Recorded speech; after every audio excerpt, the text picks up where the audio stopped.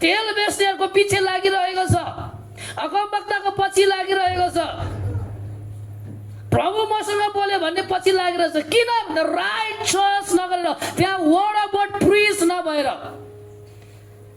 त्यही कारणले गर्दाखेरि हामी के हुन्छ, नोइङली अर अननोइङली आज हामी डिसिभ भइरहेका छौँ। त्यही भएर चाहिँ राइट बिब्लिकल चर्च जान चाहिँ जरुरी छ। एभ्री चर्च न चेक एभ्री स्पिरिट, बाइबलले भन्छ। कहीँ पनि भनेको छैन प्रत्येकलाई विश्वास गर, मेरो नाम आउने जति सबै राम्रो हो, कहीँ पनि भनेको छैन, कहीँ पनि भनेको छैन।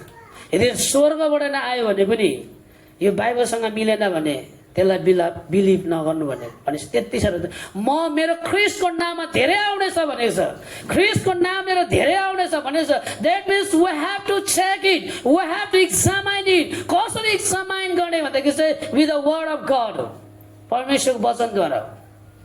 अब ख्रिस्टले भन्छ मेरो नाम लिएर धेरै आउनेछ। अब त्यसलाई कसरी चेक गर्ने? नाम त लिएर आउँदैछ, म नि क्रिस्चियन, म पनि पास्टरै हो भएर आइरहेको छ, राइट?